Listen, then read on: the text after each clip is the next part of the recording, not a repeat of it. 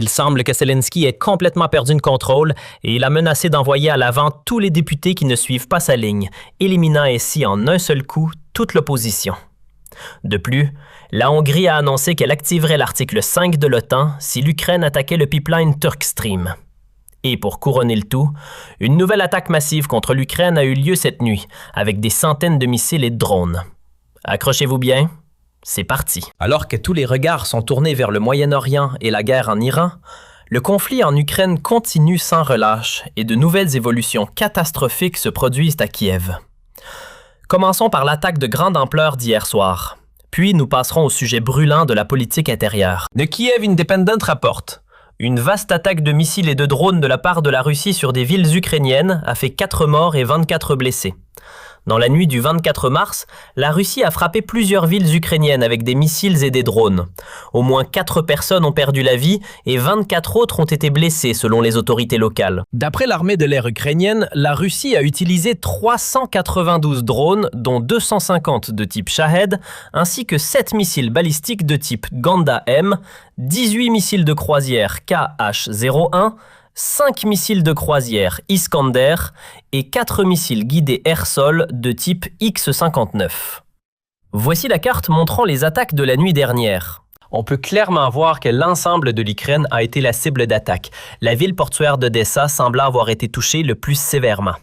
Cependant, il semble qu'Odessa n'ait été qu'une manœuvre de diversion, car les grands missiles, les importants missiles Iskander, ont été tirés depuis Boryska et vers Poltava. Les usines de drones ukrainiennes ont apparemment été attaquées en représailles, après que Zelensky ait lancé la veille au soir une attaque massive de 300 drones sur la Russie, frappant ainsi un objectif critique. L'Ukraine a indiqué avoir touché lundi un terminal pétrolier russe majeur à Primorsk, ainsi qu'une raffinerie située sur la rive, à plus de 1400 km de la frontière. Des images satellites montrent des incendies et des dégâts sur place après l'attaque. Et maintenant, la grande question est la suivante. Comment l'Ukraine a-t-elle pu attaquer un objectif situé à 1400 km en Russie avec 300 drones? Je veux dire, quelques drones issus de petits avions modifiés, c'est une chose, mais 300 à la fois. Les médias russes rapportent déjà que ces drones proviendraient de l'étranger ou de Finlande, et je crains que Poutine ne finisse par perdre patience et exerce également des représailles contre ces pays, comme le fait actuellement l'Iran, qui frappe toutes les bases américaines dans les États du Golfe, puisque les attaques proviennent de là. Mais mes chers spectateurs, accrochez-vous bien, car maintenant arrive le vrai morceau de résistance. Voyons d'abord l'annonce choc de Zelensky concernant l'opposition, puis celle sur l'article 5. La Berliner Zeitung écrivait « Guerre en Ukraine. Zelensky menace les députés d'un service au front dans le Donbass. » Le président ukrainien Zelensky a considérablement intensifié la pression sur son propre parlement. Au milieu d'une tension croissante à la Verkhovna Rada, il menace indirectement les députés de les appeler au service militaire s'ils n'accomplissent pas leur travail parlementaire. Aux députés ne reste qu'un choix. Soit ils servent au Parlement conformément à la législation ukrainienne, soit je suis prêt à discuter avec le Parlement de modification de la loi sur la mobilisation afin que les députés puissent être envoyés au front, a déclaré Zelensky lors d'une rencontre avec des journalistes. Sa raison est claire. Si vous ne servez pas l'État au Parlement, alors vous le servirez au front. Et cela, vous devez bien le comprendre. Le président Zelensky veut en effet adopter chaque semaine de nouvelles lois au Parlement ukrainien, notamment pour prolonger la guerre et aussi pour protéger son cercle proche des autorités judiciaires. Et bien sûr, de nombreux députés s'y opposent. Et dans une démocratie, c'est parfaitement normal d'avoir un avis différent et de le représenter au Parlement. Mais pas sous Zelensky. Il affirme maintenant, il semble que Zelensky ait complètement perdu le contrôle et il a menacé d'envoyer à l'avant tous les députés qui ne suivent pas sa ligne, éliminant ainsi en un seul coup toute l'opposition. De plus, la Hongrie a annoncé qu'elle activerait l'article 5 de l'OTAN si l'Ukraine attaquait le pipeline Turk Stream. Et pour couronner le tout, une nouvelle attaque massive contre l'Ukraine a eu lieu cette nuit, avec des centaines de missiles et de drones.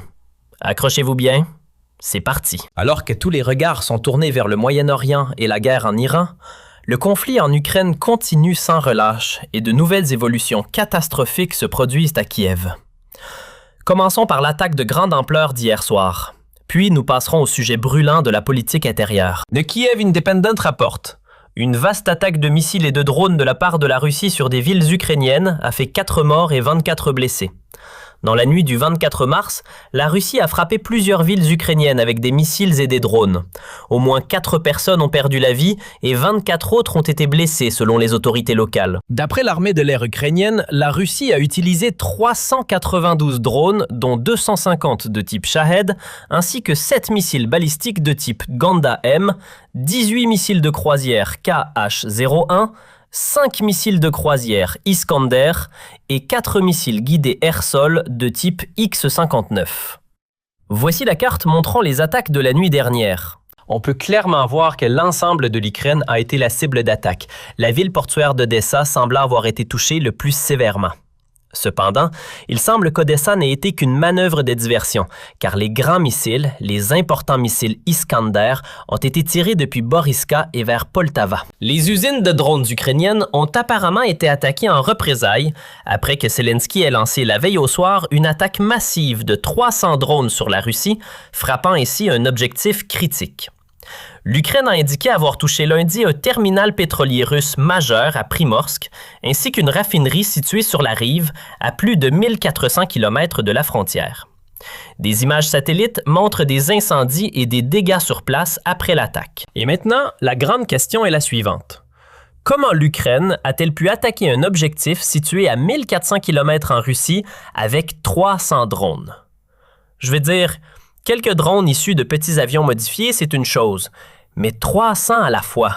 Les médias russes rapportent déjà que ces drones proviendraient de l'étranger ou de Finlande, et je crains que Poutine ne finisse par perdre patience et exerce également des représailles contre ces pays, comme le fait actuellement l'Iran, qui frappe toutes les bases américaines dans les États du Golfe, puisque les attaques proviennent de là. Mais mes chers spectateurs, accrochez-vous bien, car maintenant arrive le vrai morceau de résistance.